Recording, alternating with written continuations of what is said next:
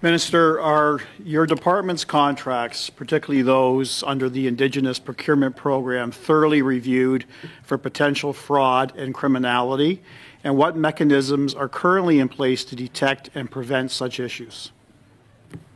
Well, thank you very much, MP Brock, and I will say that the work that we're doing to ensure that we have a list of Indigenous businesses that can benefit from procurement policy of the federal government is very important. In fact, it's part of the economic reconciliation agenda to make sure that the spend of the federal government actually benefits Indigenous-owned companies and companies that are Indigenous-led.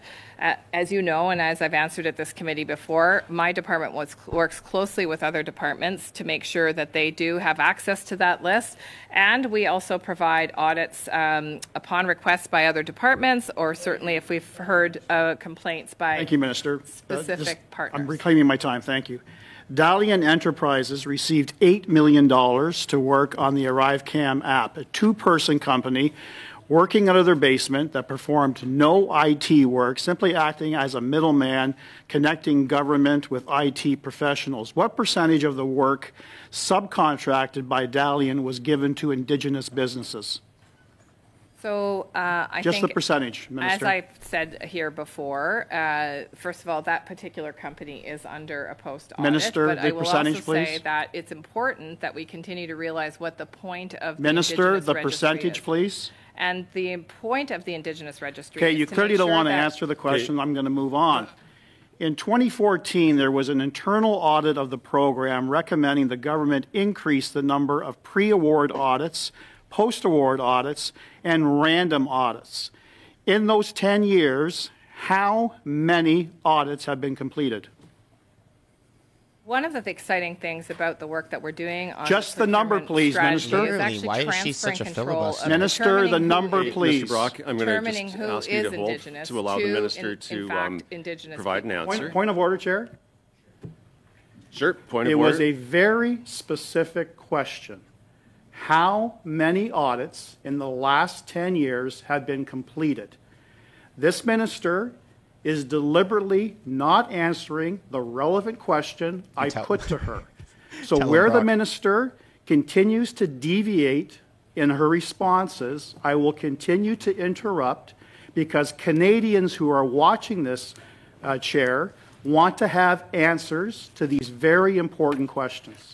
And I will afford you that opportunity to ask the questions, but we need to give the minister the time to respond, and we cannot have people speaking over to each other. If she's not answering. She's not responding, Chair. Exactly. She's attempting to respond. Let's see what she comes out with as far as how many audits? Minister, let's go to you. The clock is running. There's 3 minutes, 44 seconds left. How many audits? So the member opposite may not like my response, but I am responding to the member opposite because I'm talking about indigeneity and how important it is that the Government of Canada I know it's important, Minister. How many audits? I will tell you, Mr. because Brock, okay, I'm going to have to suspend if we continue this. It cannot happen. We will suspend. The interpreters cannot do their job. We can't follow when both people are speaking. Chair. So I would say give the minister 5 seconds, 10 seconds, and we'll move it back to you to get the response. I gave her more than 5 seconds and 10 seconds, Chair. She doesn't want to give me an answer as to how many audits have been conducted in the last 10 years. Yeah, that is the question. Minister, the floor is to you for that question. Well, thank you very much, Mr. Chair, and thanks for attempting to have some civility in this place. I will say that it's important to understand the purpose of the list if we're talking about audits. And the purpose of the list is not to determine, from our department's perspective, about the procurement process itself, but really to provide support to other departments around the indigeneity. For Canadians is 4, and those Mr. 4 Brock, were completed in the last 2 years. I'm going to pause here for a second. I'm going to stop the clock. You said give Mr. 10 seconds. McLeod, I see your hand up, so I don't know if this is a point of order. Sometimes there's audio issues, and I just want to make sure that we're dealing with this. So we're at 2.5 minutes left. Mr. McLeod, the floor is yours. Yeah, Mr. Chairman, I'm really reluctant to interrupt this interesting discussion, but could you ask the members not to be yelling? I don't know what the interpreters are going through, but it's very difficult for me to participate if somebody's yelling into the mic or talking extremely loud.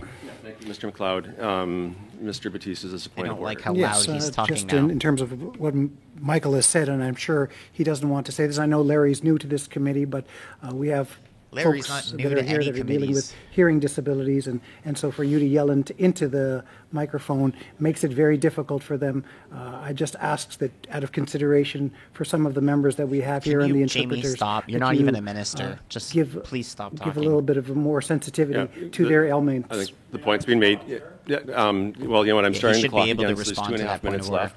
And we're getting into debate, and I think my that the goodness, point now simply is we can this only have chair's one awful. person speaking at a time, and we can't have people speaking. I'd say just try to And not how much be- time do I have left, Chair? 2 minutes, 33 seconds. Thank you. He's like, I don't Minister, care. your government provided a list of contractors through Indigenous procurement, but did not list any subcontractors. Canadians simply don't know where their money is flowing. How can you be assured that the money isn't flowing to subcontractors working out of their basement here in Ottawa without a penny flowing to First Nation communities?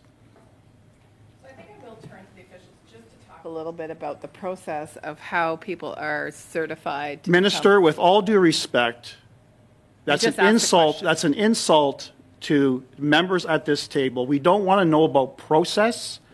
I want to have a Yes, response to the relevant question, Minister. You haven't given me a response yet that has been relevant to any of the questions I put to you. Tell him.